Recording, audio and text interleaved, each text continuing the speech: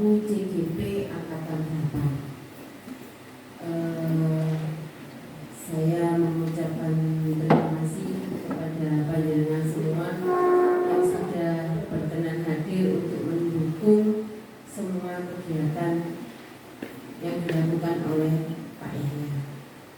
Saya juga memberikan semangat kepada panjenengan semua agar monggo di antara panjenengan semua yang berkenan untuk menjadi guru penggerak. Teman-teman yang lain pasti akan mendukung semua rangkaian kegiatan ini. Biar bagaimanapun guru penggerak ini akan banyak memberikan pengalaman dan juga pengaruh terhadap kinerja panjenengan semua.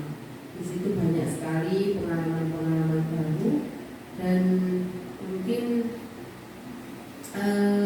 ilmu-ilmu yang jelas bermanfaat dalam memajukan pendidikan kita di SDN Bengkulu. Bu, mungkin sekarang ada pendaftaran guru penggerak nih Pak ya. Monggo yang mau daftar Bu Eni, Bu Uci, Bu Lia, Bu Emma, Pak Mumi, Bu Lain, Bu Sula, monggo semuanya. Yang jelas nanti saat acara-acara seperti ini pasti teman-teman semuanya akan mendukung. Ya, yang jelas alhamdulillah Bapak Ibu, sekolah kita ini sudah sangat rukun nih. Panjenengan semua ini sudah kompak. Jika ada teman yang seperti ini kita dukung sepenuhnya, dan ini tidak bisa terjadi di SD lain. Mungkin di SD lain agak sulit untuk meminta dukungan seperti ini. Tapi di sini semua teman-teman bersedia untuk membantu semua acaranya Pak Yahya dan sebagai CGP. Dan Pak Yahya saya yakin bersedia membantu dengan semua.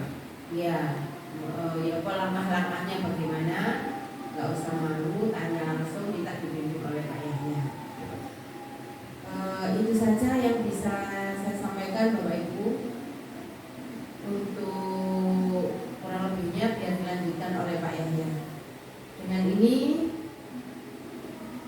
diseminasi budaya positif di SDN Gelagarum Kecamatan Morong Kabupaten Sidoarjo oleh Pak Yahya Afandi, kelas 75 CGP Angkatan 8 saya nyatakan dibuka. Saya akhiri, wassalamualaikum warahmatullahi wabarakatuh. Waalaikumsalam warahmatullahi wabarakatuh. Terima kasih kepada Ibu Inun selaku Kepala Sekolah SDN Gelagarum yang sudah memberikan prasarana, waktu dan juga motivasinya untuk saya pribadi sebagai CGP Angkatan 8 Kabupaten Sidoarjo. Assalamualaikum warahmatullahi wabarakatuh. Waalaikumsalam warahmatullahi wabarakatuh.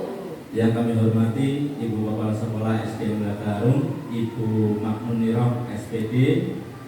Yang kami hormati Bapak Ibu Dewan Guru SDN Gelagarum yang sangat semangat dan berbahagia dan juga sejahtera. Marilah mengawali kegiatan diseminasi hari ini. Kita ucapkan syukur alhamdulillah kepada Allah SWT atas limpahan rahmat, nikmat dan hidayahnya sehingga kita bisa bermunajah, bertemu bersama di dalam suatu rangkaian acara diseminasi dalam keadaan sehat walafiat. Tak lupa salawat serta salam semoga selalu terlimpahkan kepada junjungan Nabi besar Muhammad SAW. Semoga di akhir hayat nanti di yaumul akhirat kita mendapat syafaat dari beliau. Amin ya rabbal alamin. Dan juga saya juga ucapkan terima kasih kepada Pak Budi yang membantu kesuksesan acara hari ini. Ibu, hari ini saya akan mendiseminasikan penerapan budaya positif di SDN Blagarum mengenai aksi nyata modul 1.4 yang sudah saya pelajari, dan ini wajib untuk disebarluaskan kepada rekan-rekan guru yang ada di wilayah kerja saya. Ya, marilah Bapak Ibu kita berkolaborasi bersama mewujudkan budaya positif di SDN Blagarum. Agar lebih bersemangat, marilah kita melakukan ice breaking terlebih dahulu ya Bapak Ibu, agar konsentrasi kita bisa meningkat. Nah, kita ice breakingnya buka tutup bagaimana Bapak Ibu? Siap? Ya, oke. Setelah hitungan ketiga, nanti kita mulai bersama ice breaking buka tutup. 1, 2, 3. Buka tutup, buka tutup, bertepuk tangan. Buka tutup, buka tutup, tepuk tangan lagi. Digulung-gulung, digulung-gulung, sambil tersenyum, hihi. Digulung-gulung, digulung-gulung, sambil tertawa, ha-ha. Satu lagi. Buka tutup, buka tutup, bertepuk tangan. Buka tutup, buka tutup, tepuk tangan lagi. Digulung-gulung, digulung-gulung, sambil tersenyum, hihi. Digulung-gulung, digulung-gulung, sambil tertawa, ha-ha. Oke, masih semangat Bapak Ibu? Semangat, ya.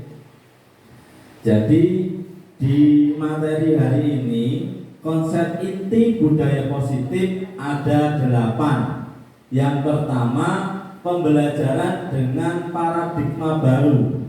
Kemudian disiplin positif, nilai kebajikan, kebutuhan dasar manusia, motivasi perilaku manusia, posisi kontrol guru, keyakinan kelas, segitiga restitusi. Bapak Ibu, ini saya pelajari selama 2 bulan dan saya sampaikan insya Allah tidak lebih dari 2 jam. Oke, semangat Bapak Ibu. 2 jam mewakili 2 bulan. Baik, nah yang pertama ada apa sih di paradigma baru pembelajaran kita?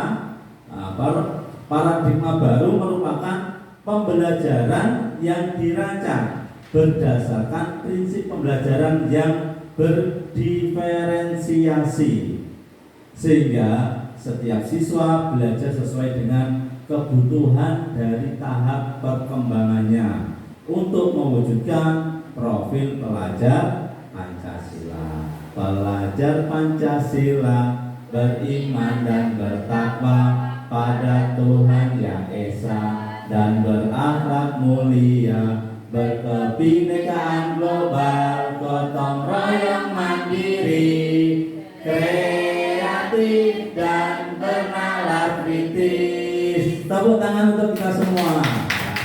Alhamdulillah kita sudah mengimplementasikan kurikulum Merdeka ini 2 tahun berjalan. Jadi kelas 1, 4 sudah berjalan tahun kemarin, kelas 2 dan kelas 5 tahun ini. Jadi panjenengan tidak asing dengan yang namanya pembelajaran dengan paradigma baru, yaitu mengarah ke profil pelajar Pancasila.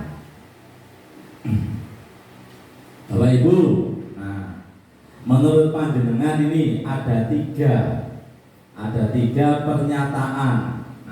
Monggo nanti bisa jenengan untuk yang pertama setuju atau tidak, ya monggo. Hukuman dapat mendisiplinkan anak. Nah, setuju apa tidak? Setuju. Oke. Yang kedua, pemberian hukuman dengan hal-hal positif seperti membaca, membersihkan halaman sekolah dapat meningkatkan disiplin anak. Setuju apa tidak setuju? Setuju. Tepuk tangan untuk kita semua. Oke, pernyataan yang terakhir, memberi penghargaan dapat meningkatkan motivasi belajar anak. Setuju atau tidak? Setuju. Setuju. Berarti ketiga-tiganya setuju semua, nggih? Baik, kita lanjutkan. Tadi sudah setuju, berarti minta dilanjutkan. Nah, ini Bapak Ibu, perubahan paradigma teori kontrol menurut Glaser. 1. Sebagai ilusi, guru itu mengontrol murid. Yang kedua, bahwa kritik dan membuat orang merasa bersalah dapat menguatkan karakter. Yang ketiga, semua penguatan positif efektif dan bermanfaat. Yang keempat, orang dewasa memiliki hak untuk memaksa. Itu ilusi kita terhadap dunia pendidikan yang sedang berjalan dan sudah kita lakukan. Nah, termasuk berkaitan dengan tadi, panjenengan setuju. Nah, kita lanjutkan.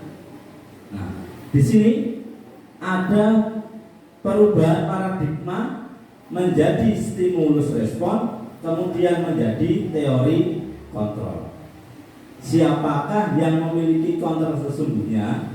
Nah, stimulus responnya seperti ini. Kita mencoba mengubah agar orang berpandangan sama dengan kita, kalau menurut stimulus responnya. Tetapi menurut teori kontrol, kita berusaha memahami pandangan orang lain tentang dunia. Nah, itu. Yang kedua, perilaku buruk dilihat sebagai suatu kesalahan.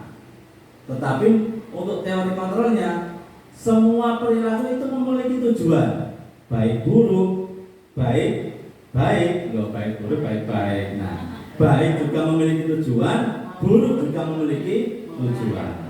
Kejahatan akan terjadi karena ada kesempatan. Nah, orang lain bisa mengontrol saya. Teori kontrolnya, hanya Anda yang bisa mengontrol diri Anda. Selanjutnya, saya bisa mengontrol orang lain, Anda tidak bisa mengontrol orang lain. Pemaksaan ada pada saat bujukan gagal. Kolaborasi dan konsensus menciptakan pilihan-pilihan baru. Yang berikutnya, model berpikir menang kalah. Untuk teori kontrol, model berpikir menang. Baik, saya lanjutkan. Nah, ini adalah prinsip Among yang dicanangkan oleh sinten Bapak Ibu? Bapak pendidikan kita Ki Hajar Dewantara. Yang pertama, ing ngarsa sum tuladha. Di depan memberikan apa Bapak Ibu? Contoh.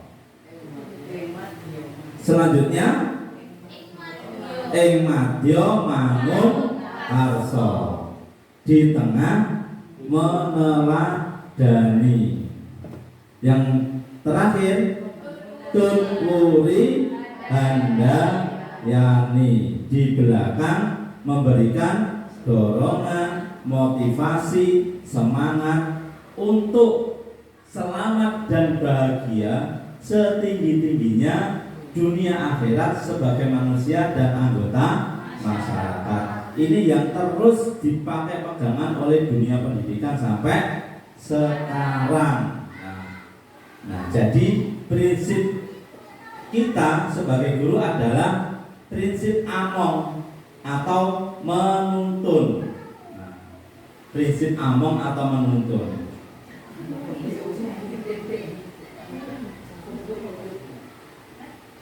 Selanjutnya, sebagai motivasi ke dalam. Sebagai motivasi ke dalam atau motivasi intrinsik pribadi seseorang, pendidik perlu fokus menyediakan suasana belajar dan proses pembelajaran yang memungkinkan anak menguatkan dan menumbuhkan motivasi intrinsik anak, di mana anak senantiasa merasa kompeten, merasa saling terhubung, dan menjadi otonom, menjadi pribadi yang berguna untuk dirinya sendiri. Ini dijelaskan oleh teori determinasi oleh Ryan dan Desi tahun 2000. Untuk inquiry apresiatifnya, suatu filosofi dan landasan berpikir tentang perubahan yang berfokus pada upaya kolaborasi, kooperatif, koevolusi untuk menemukan hal terbaik atau hal positif dalam diri orang-orang, dalam organisasi mereka, dan di dunia di sekitar mereka. Ini tujuannya. Jadi tadi yang pertama tadi adalah apa Bapak Ibu? Yang pertama tadi apa? Paradigma baru pembelajaran. Nah, yang kedua adalah disiplin positif. Disiplin positif. Jadi disiplin positif di dalam dunia kita, disiplin dimaknai melakukan sesuatu untuk mendapatkan kepatuhan. Yang kedua, disiplin positif merupakan salah satu cara penerapan disiplin yang bertujuan menumbuhkan kesadaran serta memberdayakan anak untuk melakukan sesuatu tanpa ancaman maupun hukuman. Nah, itu disiplin positif. Kira-kira kalau seperti ini, nek gak nyapu gak tau nggak no. Disiplin positif apa bukan? Disiplin dalam hal tertentu. Oke. Baik, ya. Saya lanjutkan. Bagaimana sih disiplin positif? Nah, menurut paradigma baru, sebagai pendidik menciptakan anak-anak yang memiliki disiplin diri, sehingga mereka berperilaku dengan mengacu nilai-nilai kebajikan universal dan memiliki motivasi intrinsik. Maksudnya, disiplin positif ini terjadi atau berasal dari diri anak masing-masing, bukan dari kita mengancam atau kita memberi awas-awas atau hukuman, tetapi mereka sendiri yang menciptakan. Kalau saya seperti ini, saya akan mendapatkan ini. Nah, itu maksudnya motivasi intrinsik. Kalau motivasi kebajikan universal adalah kebajikan yang diakui oleh khalayak umum, sudah menjadi nilai bagus. Misalnya gotong royong, ya, dinilai masyarakat umumnya kan bagus. Nah, itu nilai kebajikan universal. Makanya kegiatan lain, misalnya tolong menolong, menjenguk orang sakit, dan lain sebagainya. Bapak Ibu, menurut jenengan, disiplin itu negatif atau positif? Positif. Mari kita mendalami apa sih makna disiplin sesungguhnya. Makna disiplin itu berasal dari bahasa Latin, yaitu belajar. Ya, belajar. Nah, kalau selama ini yang kita anggap disiplin itu apa? Mematuhi peraturan, taat, ya, patuh. Nah ini makna, ya, asal dari kata ini berkonotasi dengan disiplin dari murid-murid Sokras dan Plato. Disiplin diri membuat orang menggali potensi menuju tujuan apa yang dia hargai. Namun budaya kita, makna kata disiplin telah berubah menjadi suatu yang dilakukan seseorang pada orang lain untuk mendapatkan Tuhan. Kecenderungan umum adalah menghubungkan kata disiplin dengan ketidaknyamanan, bukan dengan apa yang kita hargai atau mencapai suatu tujuan mulia. Jadi masih sebatas apa? Sebatas memberi rambu atau memberi batas hukuman, peraturan, nah seperti itu ya, masih seperti itu. Belum kita dikatakan anak disiplin itu dari dirinya itu, nah, yang dimaksud disiplin sendiri adalah belajar, belajar, dari kata belajar.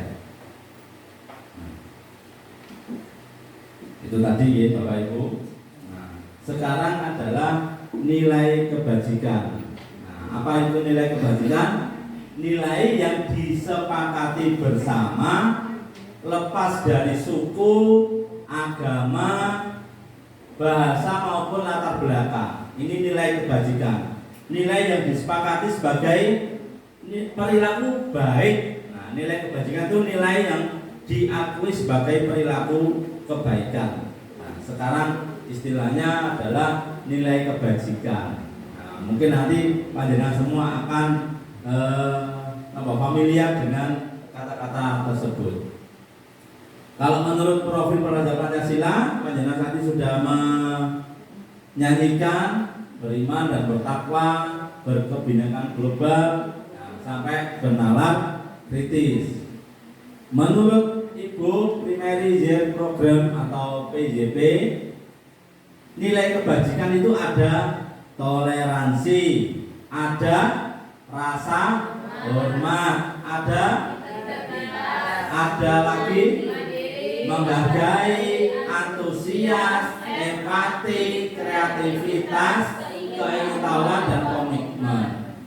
Nah, kalau itu ada pada diri panjenengan, ada pada anak, berarti sudah melakukan nilai kebajikan. Saya yakin panjenengan itu sudah melakukan semuanya, tinggal rumongso dan menebalkan kembali, nah, dengan istilah yang baru, nilai kebajikan. Untuk keterampilan hidup atau life skill, ya, nilai kebajikannya adalah dapat dipercaya, lurus, pendengar, tidak merendahkan, memberikan yang terbaik dari diri sendiri. Awake selalu dijak baik, positif, ya, bukan menggunjing orang itu sarang dosa. Jadi seperti itu ya, untuk life skillnya, keterampilannya. Selanjutnya Bapak Ibu, nah, sambil mengingat-ingat 3 pernyataan tadi ya Bapak Ibu ya. Nah, dalam memberikan apresiasi atau pengakuan perlu diingat beberapa hal seperti berikut Bapak Ibu. Nah, yang pertama, ketika panjenengan mau memberikan apresiasi kepada siswa, kepada anaknya sendiri, kepada siapapun, yang perlu diingat satu, berikan pengakuan secara khusus. Yang kedua, pengakuan secara pribadi. Jadi ini adalah intrinsik. Kalau jenengan melakukan pengakuan khusus dan pribadi ini, jangan sampai terlihat oleh orang lain. Nah, terus selanjutnya yang ketiga, pengakuan kepada semua murid secara bergantian, memberi pengakuan secara konsisten, fokus pada proses. Nah, yang 3, 4, 5 ini bisa dilakukan secara massal, klasikal, ya, dan jamak. Nah, jadi berikan pengakuan secara bergantian. Ketika panjenengan memberikan anak pintar diberi permen, nah, anak gak pintar, dia akan merasa dia apa kan? Dihukum, Bapak Ibu. Nah, kalau seperti itu mereka akan merasa dihukum. Wah, ya wis rek nek ngene aku wis gak pinter-pinteran. Nah, yang kita khawatirkan kan seperti itu. Nah, jadi konsisten. Nah, ngekei, yang memberi, kalau tidak ya tidak, itu yang dinamakan konsisten. Nah, Kalau mau memberi secara bergantian, anak tidak bisa mengerjakan matematika, mungkin rajin mengepel setiap hari, itu juga harus diberi pengakuan, ya, apresiasi. Ngoten nggih, Bapak Ibu, setuju?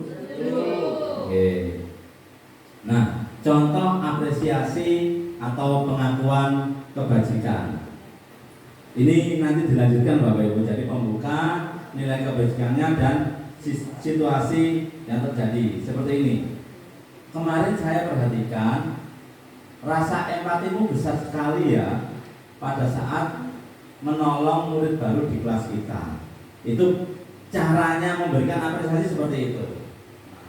Contohnya, contoh apresiasi. Yang kedua, saya menghargai kepedulianmu pada saat kamu membantu teman-temanmu di tugas kelompok. Berikutnya, terima kasih untuk rasa tanggung jawabmu pada saat kamu memungut kertas-kertas yang berserakan di lantai. Kira-kira sudah dilakukan Bapak Ibu semua, nggih? Nggih, sudah. Alhamdulillah. Ini contohnya. Bapak Ibu, itu tadi adalah nilai kebajikan yang perlu kita tanamkan kepada anak didik kita, perlu kita latih diri kita, monggo ya, untuk menularkan atau membentuk supaya anak didik kita itu memiliki nilai kebajikan. Selanjutnya adalah yang keempat, kebutuhan dasar manusia. Yang pertama adalah bertahan hidup. Kebutuhan dasar kita Bapak Ibu, kita, siswa kita, orang tua kita, semua. Kebutuhan dasar manusia itu segala sesuatu yang kita lakukan untuk mendapatkan apa yang kita inginkan. Pasti kita butuh bertahan hidup atau survival. Yang kedua, kita butuh rasa kasih sayang, ya. Love and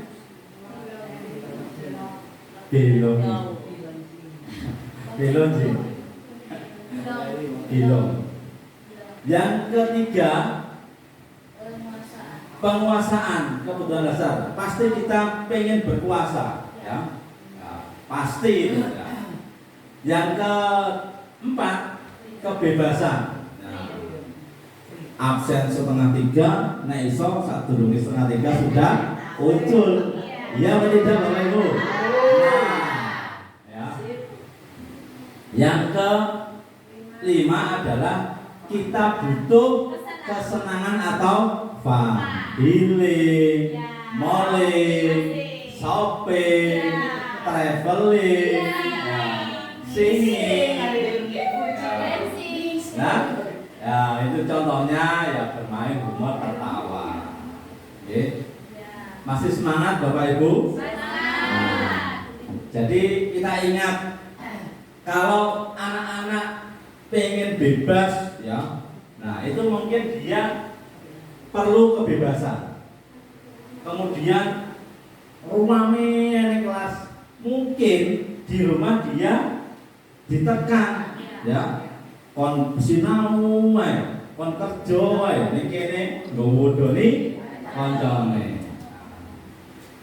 Ada di kelas panjenengan yang muridnya karakternya penguasa? Ada.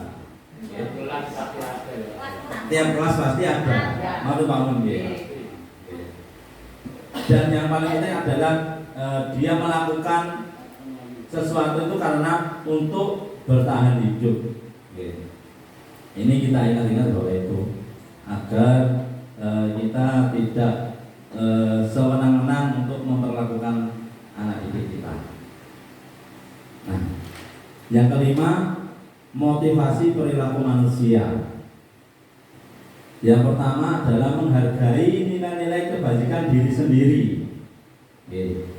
Menghargai nilai-nilai kebajikan diri sendiri itu adalah motivasi intrinsik, motivasi dari dalam diri kita. Motivasi intrinsik itu.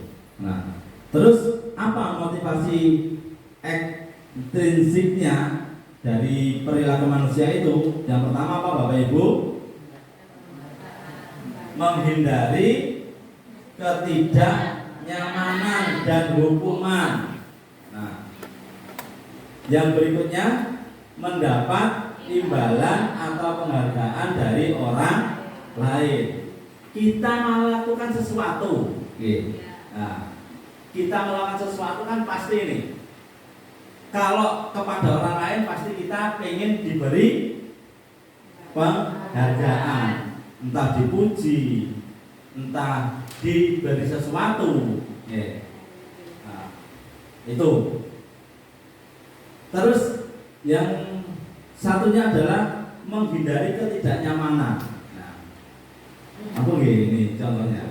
Ya, menghindari ketidaknyamanan. Nah, kita tertib berangkat jam 7. Nah, tentunya menghindari apa? Digunjing orang. Nah, itu kan pasti ada motivasi ekstrinsik. Ya, kita melakukan apa yang kita lakukan itu pasti menghindari ketidaknyamanan atau hukuman. Ya. Panjenengan berani tidak absen 1 bulan? Kan menghindari apa? Hukuman. Ya. Nah, ketidaknyamanan kan ketika ya tidak absen maka shoppingnya akan dikurangi karena harganya juga berkurang. Nah, itu paham ya Bapak Ibu? Nah, kalau motivasi intrinsik itu adalah menghargai diri kita sendiri untuk melakukan tadi hal-hal yang baik tadi. Nah, Bapak Ibu, nah mari kita pergi ke hukuman atau konsekuensi. Nah, ini ada tindakan guru, nanti panjenengan pilih hukuman atau konsekuensi. Hukuman itu apa sih Bapak Ibu?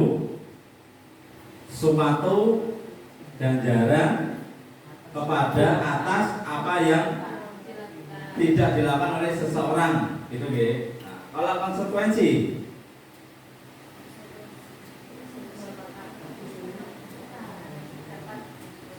apa? Oke. Nanti saja. Sekarang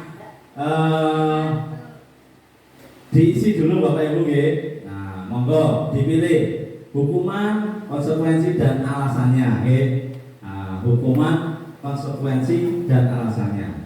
Yang pertama, tindakan guru mencatat 100 kali di dalam buku kalimat saya tidak akan terlambat lagi karena terlambat ke sekolah. Nah, itu termasuk hukuman atau konsekuensi?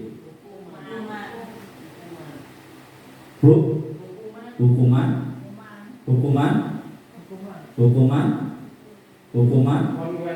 Konsekuensi? Hukuman?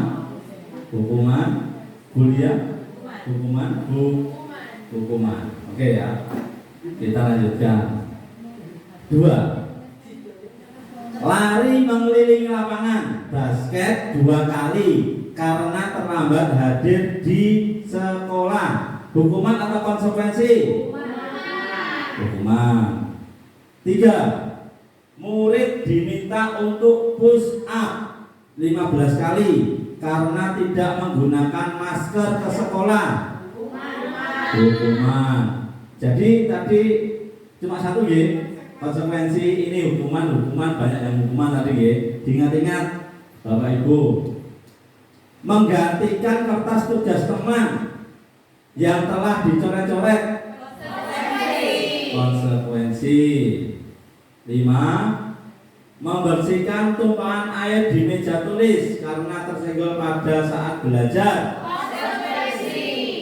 Yang keenam, meminta murid tidak mengenakan sepatu seharian di sekolah karena tidak mengenakan sepatu hitam. Ada yang konsekuensi, ada yang hukuman. Diingat-ingat Bapak Ibu ya jawabannya. Boleh.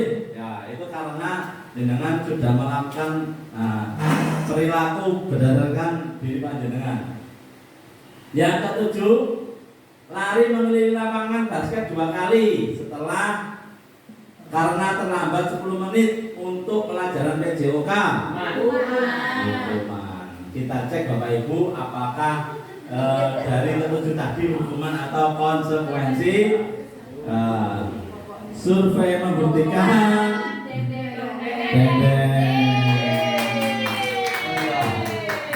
jadi yang pertama itu salah satu. Ada yang salah 10? Enggak ada ya Bapak Ibu? Tidak ada yang salah 10 nggih? Tidak ada. Tepuk tangan. Tidak ada yang salah 10. Hukuman, konsekuensi, hukuman dan konsekuensi. Mari kita pelajari berikutnya Bapak Ibu. Nah, ini perbedaan hukuman dan konsekuensi. Nah, dari pernyataan tadi, nah ini kalau hukuman itu sesuatu yang menyakitkan harus terjadi. Ketika kita hukuman itu seperti itu. Membuat anak sakit fisik maupun hati, berarti secara jagat untuk jangka waktu yang lama. Nah, ini akibat dari hukuman. Anak membenci kedisiplinan, padahal tadi disiplin adalah apa Bapak Ibu? Disiplin tadi belajar. Kalau kita memberi hukuman, dia akan malas untuk belajar. Berikutnya hukuman itu merupakan paksaan. Nah, termasuk kalau di militer mungkin dihukum pidana dan perdata, hukuman wajib. Tetapi kita ada di dunia pendidikan. Mendorong anak menyakiti diri sendiri. Kita kaitkan Bapak Ibu ya, langsung. Kalau hukuman itu bentuknya sesuatu yang menyakitkan harus terjadi. Kalau konsekuensi sesuatu harus terjadi. Yang kedua, langsung mawon ya. Paksaan untuk konsekuensi adalah stimulus atau tanggapan, mendorong anak menyakiti diri sendiri, mendorong anak agar mudah menyesuaikan diri. Berikutnya, konsep diri yang buruk, konsep diri yang baik untuk konsekuensi. Anak belajar untuk menyembunyikan kesalahan, di konsekuensi anak belajar untuk mematuhi peraturan. Yang terakhir Bapak Ibu, marah, rasa bersalah, dipermalukan, merasa tak dihargai itu untuk hukuman. Tetapi untuk konsekuensi, kehilangan hak, dibuat tidak nyaman, diasingkan untuk sementara atau time out. Time out atau time out? Time out. Nah, kita hubungkan kembali ke ini Bapak Ibu. Restitusi. Ada yang tahu apa restitusi Bapak Ibu? Kalau saya tahunya RESTITUSI, dibaca restitusi. Nggak tahu. Betul. Sembarang gitu. Oke. Restitusi Bapak Ibu. Setuju? Tahu. Apa itu restitusi? Mungkin panjenengan ya garuk-garuk kepala atau munyang-munyang. Nah, tadi ada hukuman, ada konsekuensi, sekarang ada restitusi. Baik, kita pelajari Bapak Ibu. Nah, jadi ke sini arahnya Bapak Ibu. Oke. Hukuman, disiplin, konsekuensi dan restitusi. Jadi kalau hukuman ya beda dengan disiplin. Disiplin itu mengarah ke konsekuensi dan restitusi. Nah, Hukuman itu membuat identitas gagal. Ya, ketika kita memberi hukuman, maka kita akan menggagalkan identitas seseorang. Tetapi kalau kita memberikan kedisiplinan, memberikan konsekuensi, apalagi kita memberikan restitusi, kita akan membentuk anak menjadi sukses atau mengembangkan identitas sukses. Ya. Hukuman, suatu contohnya, suatu yang menyakitkan harus terjadi. Tadi ditambah restitusi, berarti ya. Nah, restitusi itu merupakan pilihan. Restitusi merupakan pilihan. Selanjutnya, kalau hukuman itu tidak nyaman, jangka waktu pandangnya jangka tadi ya menimbulkan ketidaknyamanan seseorang. Nah, kalau konsekuensi biasanya jangka waktunya pendek. Ya. Kalau restitusi menguatkan untuk murid anak dalam jangka waktu panjang. Berikutnya, hukuman itu korban mendapatkan keadilan. Kalau konsekuensi korban bisa diabaikan, jika restitusi korban mendapatkan ganti. Kalau hukuman murid anak tersakiti, kalau konsekuensi dibuat tidak nyaman, kita memberikan konsekuensi, dan untuk restitusi mendapatkan penguatan dari apa yang sudah dilakukan anak, itu restitusi. Jadi menurut panjenengan apa restitusi Bapak Ibu? Pendisiplinan anak dengan menggali ya apa yang dilakukan. Ngoten. Jenengan setuju hukuman, konsekuensi atau restitusi?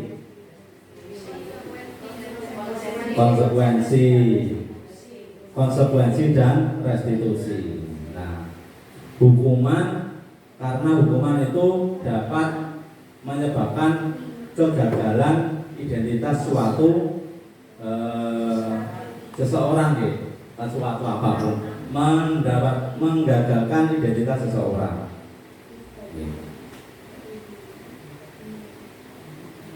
Ini selanjutnya, kalau hukuman perilaku pasif agresif meningkat, ya. Kalau konsekuensi penguatan hanya bertahan dalam jangka waktu pendek, kalau restitusi masalah perpecahan. Sistem tidak akan berjalan bila murid tidak takut untuk hukuman. Kalau untuk konsekuensi memerlukan monitoring, supervisi terus menerus dari guru. Tetapi kalau restitusi, murid belajar bertanggung jawab untuk perilakunya,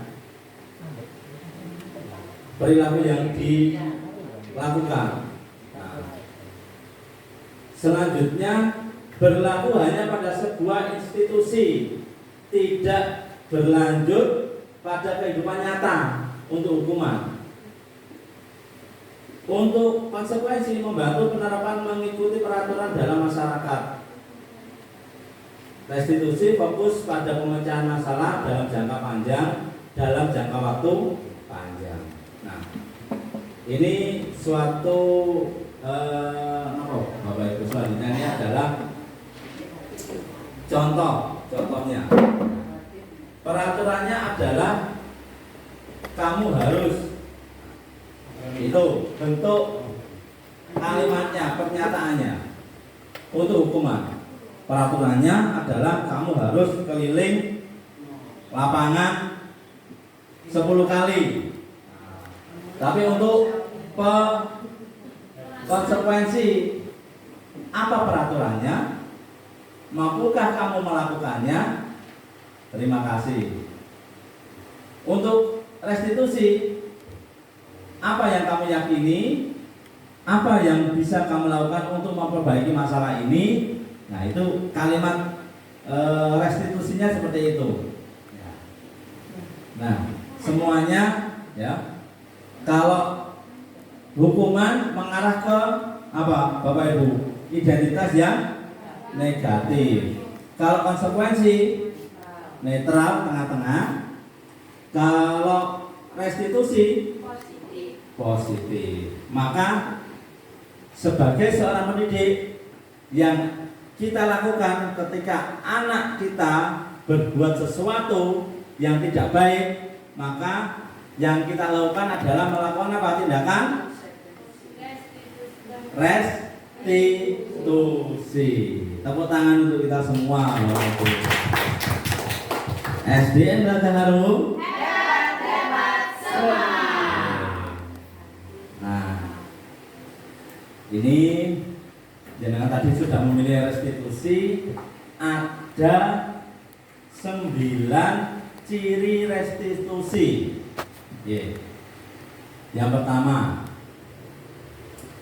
bukan untuk menebus kesalahan. Kalau menebus kesalahan itu ke apa Bapak Ibu? Ke hukuman atau ke konsekuensi? Hukuman ya. Namun untuk belajar dari kesalahan. Nah, kalau kita melakukan restitusi itu seperti ini. Yang kedua, memperbaiki hubungan. Yang ketiga, ada tawaran bukan paksaan di dalam restitusi. 4, restitusi menuntun untuk melihat ke dalam diri. Ke dalam berarti tadi penguatan apa? Intrinsik. Ya. 5, restitusi mencari kebutuhan dasar yang mendasari tindakan. 6, restitusi adalah cara yang paling baik. Yang ketujuh, restitusi fokus pada karakter bukan tindakan. Restitusi fokus pada solusi. Yang ke-9 atau yang terakhir, restitusi mengembalikan murid yang berbuat salah pada kelompoknya. Jadi mengembalikan perasaan-perasaan yang tidak enak, ya. Terus dia segera bisa gabung kembali ke kelompoknya, ya, baik masyarakat, baik kelompok belajar dan lain sebagainya. Itu adalah ciri-ciri restitusi.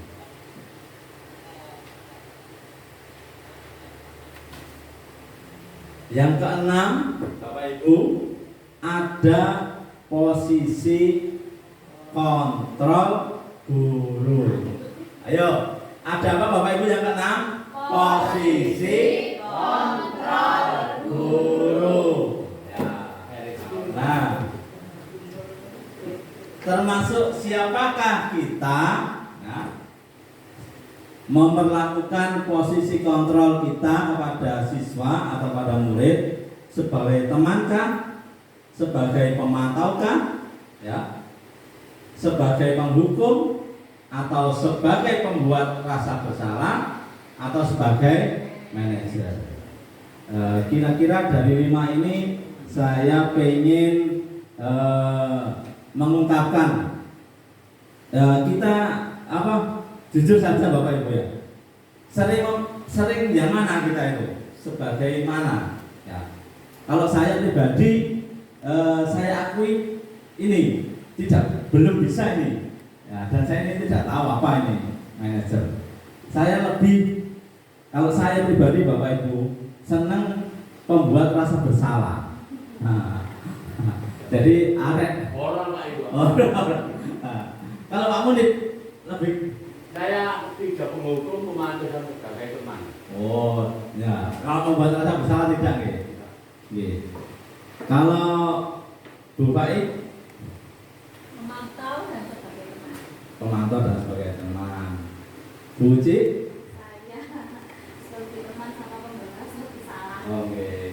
Bu Lia, Memantau. pemantau, oke. Bu Emma, Sebagai teman dan juga pembuku. Bu Iim, Memantau dan sebagai teman. oke. Bu Eni, Sebagai teman membuat rasa bersalah. oke. Bu Leli, Sebagai teman dan pembuat rasa bersalah. oke. Bu Lili. Sebagai teman dan sebagai pemantau. Oh, Pak Mami Sebagai teman. sebagai teman. Ya. Baik Bapak Ibu. Nah, itu menurut keyakinan Jenado. Bu Sulan. Kali. Nggih. Saya sebagai teman. Sebagai teman. Nggih. Baik Bapak Ibu. Nah, ini penerapan posisi kontrol guru. Nah, ini ada kasus, nggih. Siswa tidak memakai atribut lengkap saat upacara bendera. Nah, kalau sebagai penghukum seperti ini, bagaimana? Contohnya Pak Munib. Saya setuju Pak, masalah kalau menghukum tidak gerak dan itu nanti saya nggak bisa gerak. Tidak bisa Gerak. jerah. Dan saya akan bilang lagi. Oke, oke. Terima kasih Pak Munib atensinya. Oke. Jadi patuhi aturan sekolah, lalu berdiri di depan barisan. Nah, itu kalau sebagai penghukum, oke. Kalau sebagai rasa bersalah, berapa kali Bu Guru harus memberitahu kamu, Bu Guru kecewa sama kamu. Nah, itu Relevan dengan ibu-ibu Pak. Kalau laki-laki biasanya nggak bisa seperti ibu-ibu. oh mata. Ada. Kalau laki kan biasanya keras. Oke. Siap, Pak Munib. Oke. Kalau pemantau bagaimana Bapak Ibu? Kamu sudah melanggar peraturan dan apa konsekuensinya? Nah, itu pemantau. Kalau sebagai teman, ayolah tertib, buat Bu Guru bangga. Kali ini tidak apa-apa kamu salah. Nah, itu kalau sebagai teman. Ada. Sebenarnya buku Pak Guru. Oh, Pak Gurunya mana? Oke. Nanti saya bawakan ke Pak Munib. Pak Guru, Pak Guru. Oke. Nah, sebagai manajer, apakah kamu tahu kesalahanmu? Kira-kira bagaimana kamu akan memperbaiki kesalahan ini? Nah, jadi ini adalah posisi kontrol guru. Nah, menurut panjenengan ini terlepas dari kita mendidik selama ini, dari ilmu hari ini, Bapak Ibu, posisi kontrol mana yang sangat efektif? Pemantau dan sebagai teman Pak. Kalau menurut saya pribadi. Oke, boleh Pak Munib. Pemantau dan sebagai teman. Ada yang lain? Kan Iya, Bu Lia. Kalau mungkin kita pisahkan di kelas rendah dan kelas Tinggi. tinggi. Iya. Kalau di kelas tinggi dibuat sebagai rasa bersalah, itu cenderung kurang efektif menurut saya, itu kurang efektif. Oke. Tapi kalau di kelas tinggi itu dibuat pemantau, itu lebih efektif dibandingkan membuat rasa bersalah. Tapi untuk penggunaan sebagai teman, itu kadang-kadang memang anak itu di kelas tinggi itu kalau 100% dibuat seperti itu jadi kurang sopan Bapak.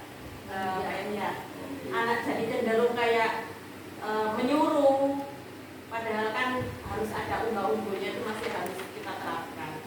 Jadi di kelas tinggi, karena saya dari awal mengajar di kelas tinggi, mungkin tidak tahu di kelas rendah seperti apa. Di kelas tinggi saya lebih ke pemantau dibandingkan untuk sebagai teman dan membuat rasa bersalah seperti itu.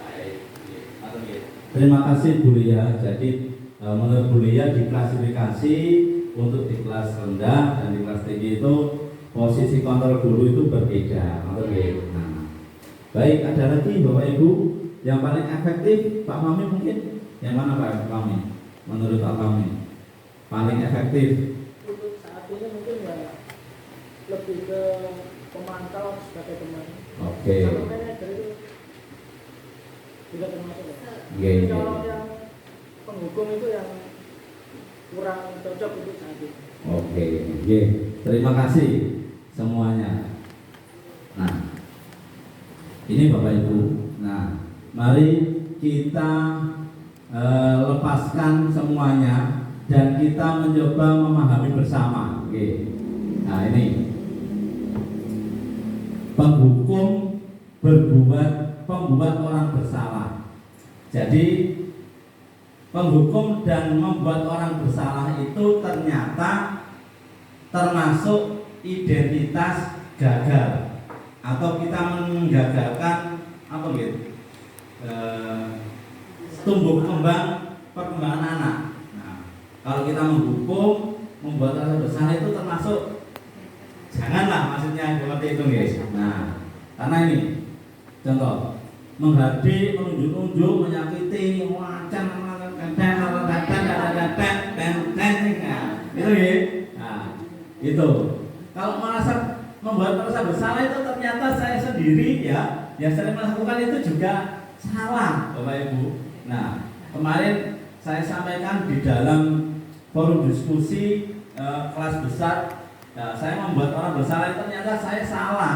Oke. Nah, baru tahu di ilmu ini, nah, ternyata salah. Ya. Contohnya berceramah, mengatakan seharusnya ya kamu itu jadi anak yang sopan. Ya, saya kecewa sama kamu. Nah, sudah berbuat onar di kelas. Kalau sebagai teman dan pemantau, itu termasuk identitas keberhasilan. Identitas keberhasilan, mengharap imbalan atau ketergantungan pada orang lain.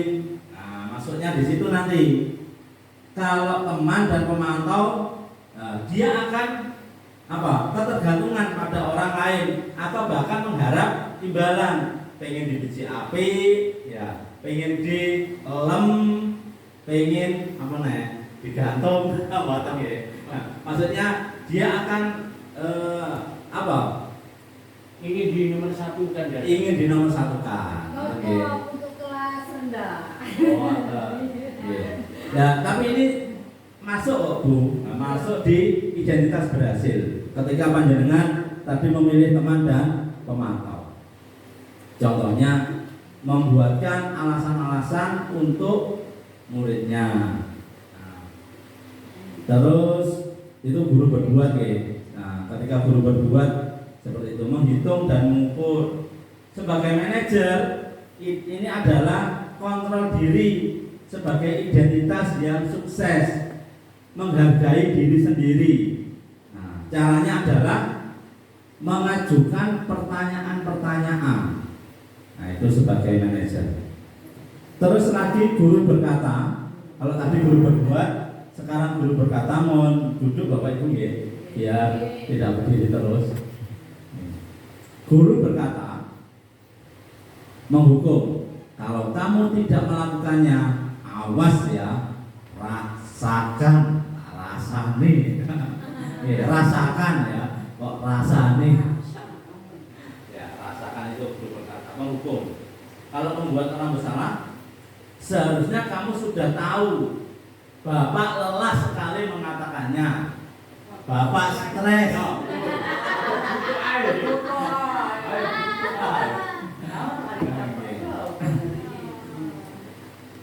Untuk identitas berhasilnya, ayolah lakukan demi ibu. Masa kamu tidak mau? Ingat, tidak. Bapak pernah bantu kamu. Nah, kalau pemantau, apa peraturannya? Kalau manajer, apa yang kita yakini, apa yang bisa kau kerjakan untuk memperbaiki masalah ini. Hasilnya, kalau kita menghukum itu hasilnya adalah memberontak, menyalahkan orang lain, bahkan berbohong. Membuat salah juga seperti itu, menyembunyikan, menyangkal, berbohong.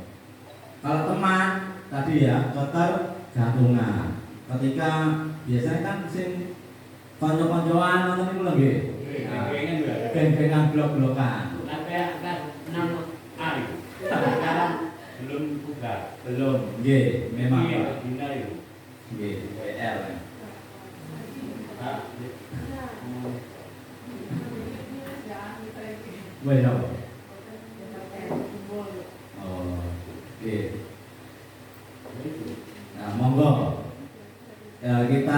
posisikan posisi kontrol kita.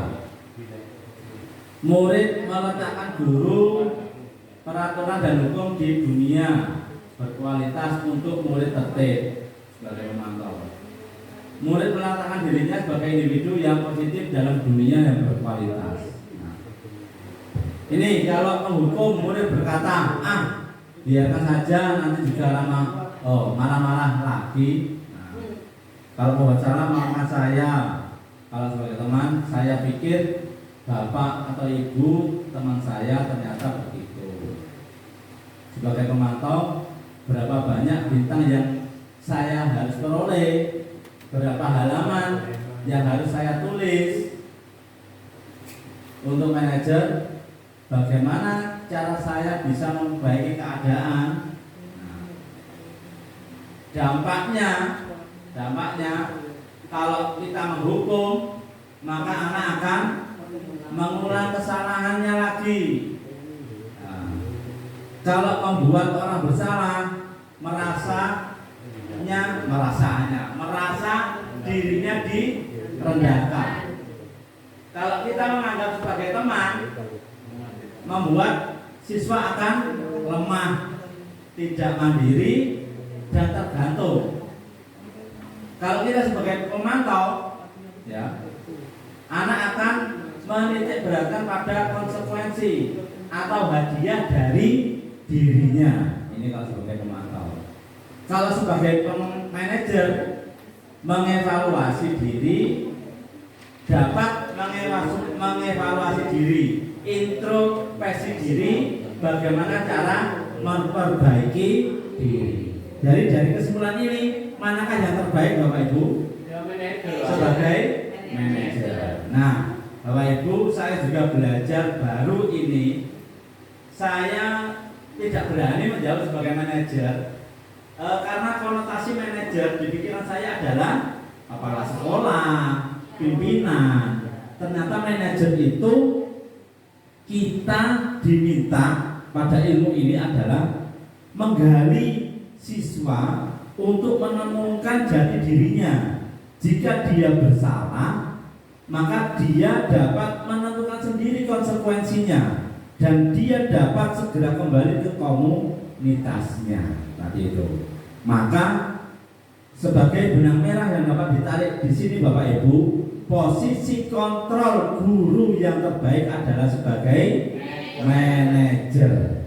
Nah, ini sama Bapak Ibu, panjenengan tidak usah khawatir, saya juga baru dapat ilmu dan ternyata paling efektif sebagai manajer. Mulai sekarang sebagai penghukum dan sebagai membuat orang merasa bersalah, mulai kita hindari. Marilah kita mulai beranjak sebagai teman, pemantau dan manajer. Nonton ya? Setuju?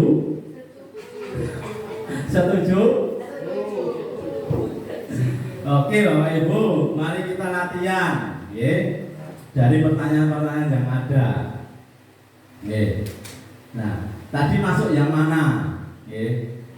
Penghukum, membuat rasa bersalah, sebagai teman, pemantau atau manajer.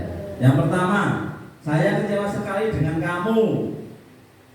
Saya kecewa sekali. Sama baca sendiri kok.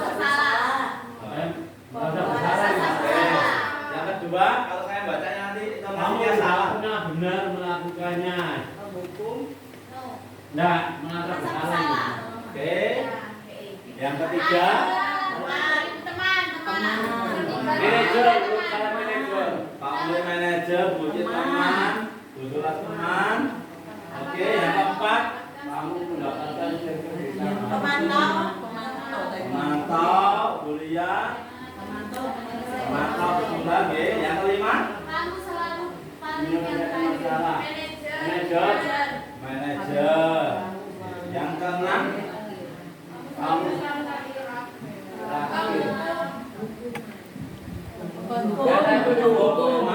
kata hukum, enam penghukum Pak Munir, penghukum, penghukum ya, banyaknya penghukum. Oke, survei pembuktikan. LATITHAN,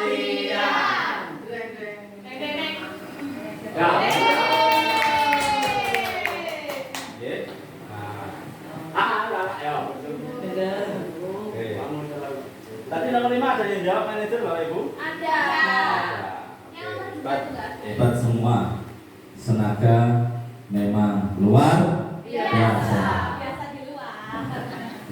Oke. Nah, yang ketujuh Bapak Ibu, setelah posisi kontrol guru ya, sekarang adalah keyakinan kelas. Oke. Bu Jiva, Bu Nur sudah merasakan keyakinan kelas.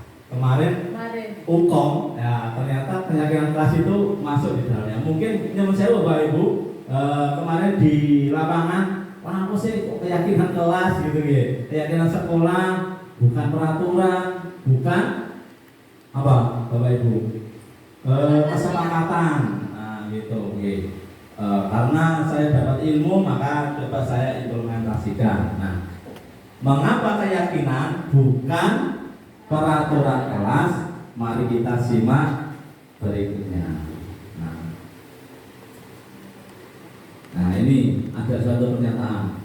Mengapa kita tidak memiliki peraturan yang mengapa kita tidak memiliki peraturan harus menggunakan helm bila mengendarai kendaraan roda 2? Mengapa kita memiliki peraturan 3M? Menggunakan masker, mencuci tangan, dan menjaga jarak 1,5 meter.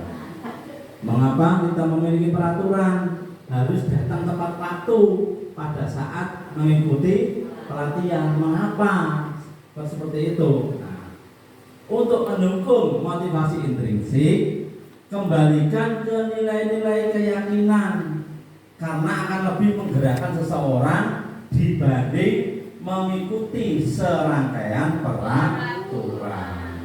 Panjenengan jujur ya, kalau keluar naik sepeda motor, Pak Wahyu seneng berhelm atau tidak? Jujur? Oh jujur. Karena sudah berhelm. Oke. Yang lain, Bu Ria? Kalau dekat, Aslinya tidak. Aslinya tidak. Oke. lihat jaraknya. Lihat jaraknya. Kalau Pak Wahyu mungkin berbeda ya. Pakai helm sih kalau saya. Tapi kok dari rumah ke sekolah enggak? Oke. Kalau ke Tanggulangan pakai helm. Kalau atau Jenengan merasa terbelenggu apa tidak dengan peraturan secara pribadi? Tidak. Oh tidak. Ya, karena kan untuk keselamatan diri sendiri. Oke. Yakin. Nice. Iya. Biar tidak panas. Oke. Jadi, nah, kenapa tadi keyakinan kelas tidak peraturan kelas? Karena yang pertama, keyakinan kelas itu lebih abstrak dari peraturan. Yang kedua, berupa pernyataan universal yang dapat diterima oleh khalayak umum. Yang ketiga, keyakinan kelas itu dibuat dalam pernyataan positif. Oke. Yang keempat, sedikit. Kenapa sedikit? Agar mudah diingat. Yang kelima, sesuai dengan kondisi kelas. Kenapa? Agar mudah diterapkan. Terus, kenapa keyakinan kelas? Karena keyakinan kelas ini melibatkan semua warga kelas. Kalau peraturan kelas, siapa yang membuat? Guru. Kalau keyakinan kelas, siapa yang membuat? Semua warga kelas. Berarti siapa? Guru dan murid. Gitu, nggih. Nah, jadi bukan lagi peraturan kelas, tapi keyakinan kelas. Nah, agar mereka, wah aku loh gak seneng peraturan itu. Nah, kalau mereka dilibatkan, mereka akan terasa, kroso bahwa saya juga membuat. Nah, saya sepakat membuat itu, gitu. Nah, ini kronologinya keyakinan kelas. Nah, contoh, ada kalau peraturan selalu kembalikan buku ke tempatnya. Kalau keyakinan kelas cukup tanggung jawab. Atau nilai kebaikan yang dituju adalah tanggung jawabnya. Tanggung jawab dalam hal apa? Tanggung jawab dalam meminjam buku. Peraturan dilarang mengganggu orang lain. Kalau keyakinan kelas atau nilai kebajikan, menghormati orang lain dan diri sendiri. Hadir di sekolah 15 menit sebelum pembelajaran dimulai. Kalau keyakinan kelas, menghormati orang lain, komitmen pada tujuan. Nah, itu contohnya. Peraturan dilarang melakukan kekerasan. Itu merupakan keselamatan. Kalau keyakinan kelas itu keselamatan, menghormati orang lain. Ini contoh saja Bapak Ibu. Dilarang menggunakan narkoba karena berhubungan dengan kesehatan. Bergantian atau menunggu giliran. Kalau keyakinan kelas, menghormati orang lain dan kesabaran. Gunakan masker, itu merupakan kesehatan. Jangan berlari di kelas atau koridor. Keselamatan, keamanan dan kepedulian. Baik Bapak Ibu, ini contoh ya. Contoh keyakinan kelas ya. Contohnya masuk kelas sebelum jam 7, mengerjakan PR di rumah, masuk dan keluar kelas sesuai jam, berbicara sopan. Nah, ini yang menyusun siapa? Anak-anak. Nah, kita arahkan saja. Termasuk apa? Ya, termasuk keselamatan atau kerapian atau kedisiplinan. Nah, itu oke. Nah, 9 apa Pak Munib? Menjauhi. Wah, ini ada lagi. Oke. Baik Bapak Ibu, mari kita coba. Ngapunten, nggih.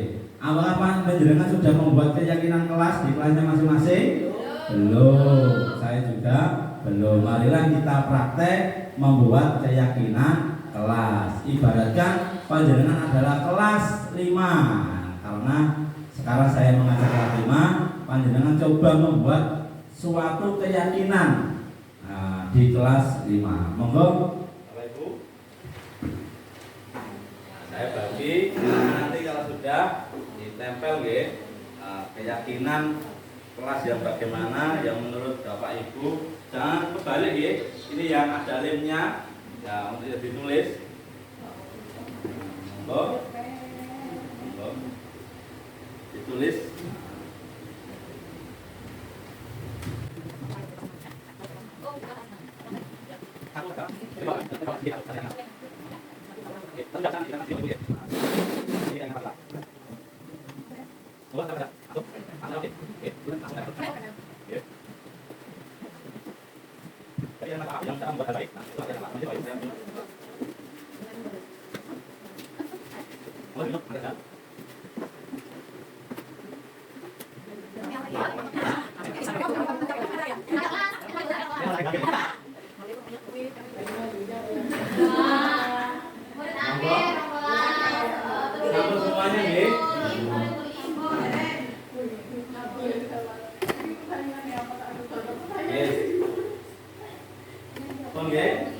Oke, baik. Nah, panjenengan sudah membuat keyakinan kelas. Yang pertama, hidup rukun dengan teman. Oke. Yang kedua, selalu membantu teman apabila ada teman yang membutuhkan bantuan. Nah, ini coba kita koreksi Bapak Ibu ya.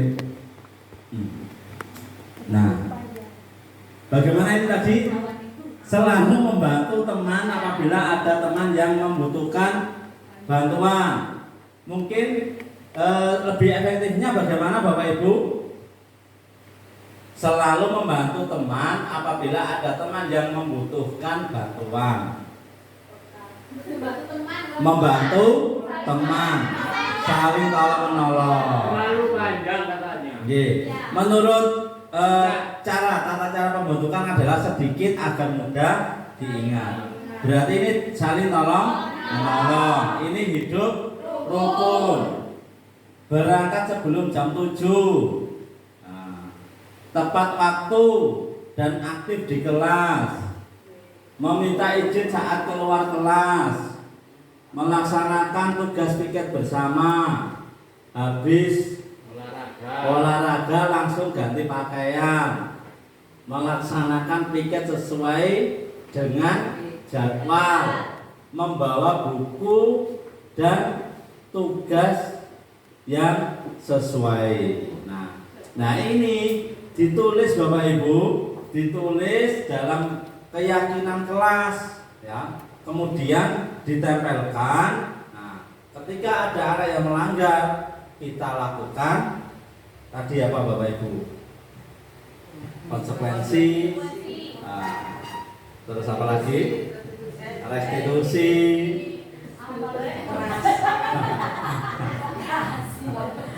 Apalagi posisi kontrol guru, manajer, penghukum, penghukum. Baik. Nah, terima kasih sudah membuat keyakinan kelas 5A. Nah, ini ada contoh lain. Bertanggung jawab mengerjakan tugas piket, si bersikap jujur, bersikap tenang saat pelajaran berlangsung, sopan menghormati guru, saling tolong menolong, hidup rukun dengan teman. Ini contoh keyakinan kelas. Monggo Bapak Ibu kita bersama-sama mulai menyusun keyakinan kelas untuk pengganti peraturan kelas ya, yang sifatnya stagnan tadi. Nah, tadi sudah sedikit membahas restitusi. Sekarang kita perdalam Bapak Ibu restitusi. Nah, restitusi adalah proses menciptakan kondisi bagi murid untuk memperbaiki kesalahan mereka sehingga mereka dapat kembali pada kelompok mereka dengan karakter yang lebih kuat walaupun dia berbuat salah. Restitusi juga merupakan proses kolaboratif yang mengajarkan murid untuk mencari solusi masalah mereka dan membantu murid berpikir tentang mereka ingin menjadi orang yang seperti apa agar mempunyai tujuan yang mulia dan mereka harus bagaimana dalam memperlakukan orang lain. Nah, ini yang paling pas adalah posisi kontrol sebagai manajer untuk melakukan restitusi itu. Nah, yang terakhir Bapak Ibu, yang ke-8 adalah mari kita mencoba mendalami segitiga restitusi. Dalam sebuah kasus, masalah, problem yang ada di kelas maupun sekolah, marilah ketiga langkah ini mari kita mencoba kita lakukan dan mari kita pelajari bersama. Yang pertama, dalam segitiga restitusi, yang pertama adalah menstabilkan identitas. Kita semua akan melakukan yang terbaik yang bisa kita lakukan. Yang kedua adalah validasi tindakan yang salah. Semua perilaku memiliki alasan, baik yang baik atau yang tidak. Yang ketiga, menanyakan keyakinan. Nah, kita semua memiliki motivasi internal. Mengapa kamu berbuat seperti itu? Nah, itu namanya menanyakan keyakinan. Pasti ada alasannya. Nah, kita tanyakan kenapa berbuat seperti itu. Nah, ini adalah kalimat kalimat menstabilkan identitas untuk membuat anak yang merasa gagal karena berbuat salah menjadi positif terhadap dirinya sendiri. Kata-katanya seperti ini. Berbuat salah itu hal yang manusiawi. Tidak ada manusia yang sempurna. Iya nak, tidak ada manusia yang sempurna. Nah, itu Bapak ini ya. Ya, Bapak juga pernah berbuat salah. Ada rokokan nih gede. Gak apa-apa nak, Bapak juga pernah berbuat salah. Emang ada. Nek salah bapak-bapak. Nah, kita pasti bisa menyelesaikan permasalahan ini. Monggo Bapak Ibu bisa pilih dari kata-kata ini yang bisa menstabilkan diri siswa. Ya. Atau ini Bapak tidak tertarik untuk mencari tahu siapa yang benar atau siapa yang salah. Bapak lebih tertarik untuk menyelesaikan masalah ini. Nah, kalau kamu menyalahkan dirimu sendiri terus-menerus, apakah kamu bersikap baik pada dirimu sendiri? Nah, itu ya. Ini adalah contoh kata-kata atau kalimat, bukan kata tapi kalimat untuk menstabilkan diri seseorang atau diri murid. Yang kedua adalah validasi kebutuhan atau memvalidasi tindakan salah. Ini maksudnya membantu siswa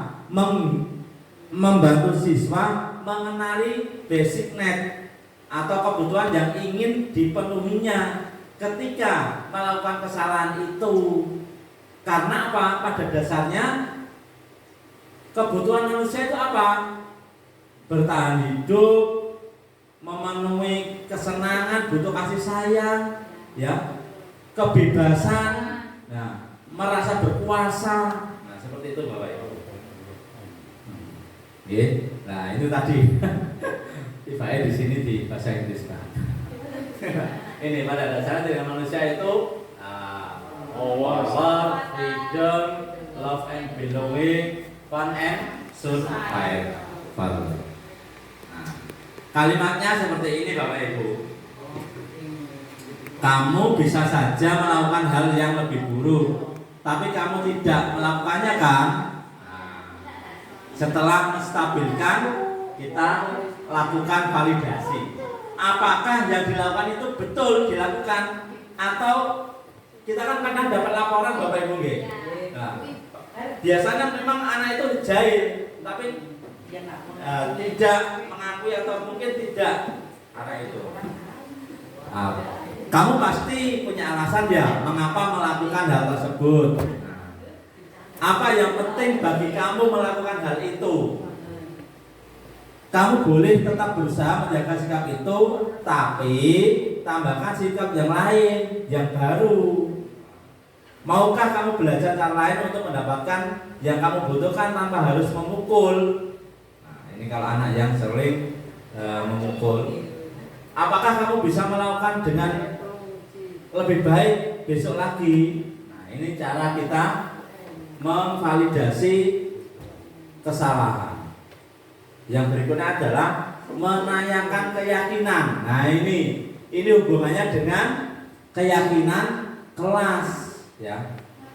Anak akan melihat kesalahannya dihubungkan dengan norma sosial atau apa tadi? Kebajikan universal dan nilai-nilai yang mendasari manusia berinteraksi dengan orang lain. Contoh kalimatnya adalah apa nilai yang kita percaya di kelas sekolah kita? Nah, tanggung jawab, ya, membersihkan kelas, jadwal piket. Nilai universal apa yang telah kita sepakati? Kelas yang ideal itu seperti apa sih? Kamu ingin jadi anak yang seperti apa? Apa yang kamu rasakan ketika kamu melakukan hal tersebut? Kamu menjadi orang yang seperti apa? Nah, ini ya. Nah, ini contoh menanyakan keyakinan kelas. Nah, Bapak Ibu, ini ada 30 detik untuk intervensi. Intervensi ini bisa membantu murid kembali ke tujuan semula dengan cukup singkat dan dengan cara non konfrontatif. Nah, 3 detik kita melakukan ini bisa mengembalikan 30 30 detik kita melakukan hal ini. Harapannya bisa membantu murid kembali kepada tujuan semula, memperbaiki dirinya. Apakah kamu ingin berbuat lebih baik? Apakah saat ini kamu sedang menjadi orang yang kamu inginkan? Apakah kamu dapat mengubah perilaku sifat kamu pada saat ini menjadi perilaku yang lebih baik, membantu? Apakah wajar membuat kesalahan? Bisakah kita memperbaikinya? Apakah kamu lakukan saat ini sesuai? Kapan kamu siap untuk memulai? Peraturan apa? Sepertinya kamu punya masalah. Saya bisa bantu apa? Saat ini kamu harus berbuat apa? Apa yang bisa saya bantu agar kamu bisa melakukannya? Apa yang kamu inginkan? Peraturan apa yang sudah kamu langgar? Nah, ini adalah intervensi yang bisa kita lakukan, Bapak Ibu. Nah, baik. Nah, ini saya coba menerapkan segitiga restitusi.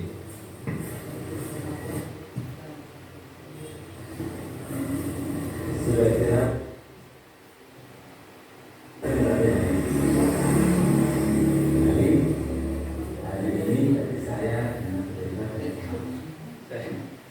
Jadi ini kasusnya adalah Hani marah kepada temannya karena temannya sering mencontek pekerjaannya. Nah, jadi itu YouTube kan.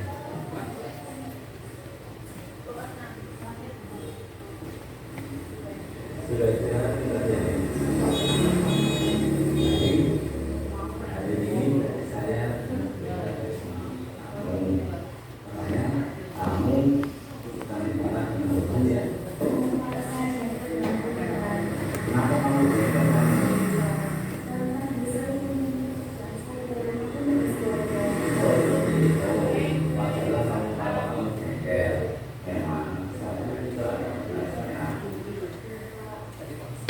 kemarin apa yang kamu lakukan terhadap Tuhan? Oh begitu, pasti kamu berbuat itu adalah Pengkulonan. baik. Yang kamu lakukan itu termasuk tanya sendiri. Baik. Jadi harus pertanyaan itu akan lebih baik jika dilakukan seperti contohnya apa yang disebut pengetahuan atau baik. Coba kita pikirkan ini kegiatan yang kamu lakukan itu tadi apakah sesuai dengan keyakinan kita? Menurut kamu keyakinan kelas apa yang sudah kamu lakukan tadi? Baik, menurut kamu saling menghormati itu baik atau tidak? Baik, menurut kamu menghormati itu baik. Ya. Jadi keyakinan kelas apa yang akan kamu lakukan setelah peristiwa itu?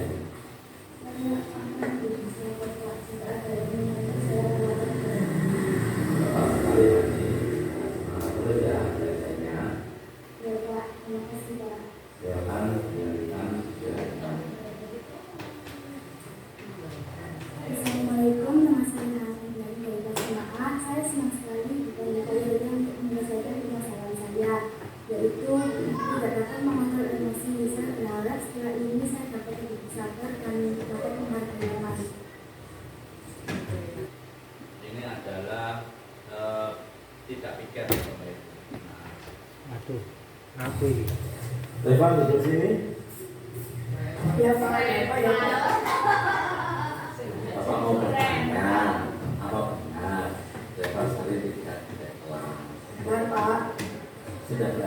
Reval tidak ikut kelas? 3 kali Pak. Baik Reval, melakukan kesalahan itu manusiawi. Setiap orang itu pasti melakukan kesalahan. Tetapi kita harus mau berubah dari kesalahan itu menjadi peristiwa atau perbuatan yang lebih positif. Ya Pak.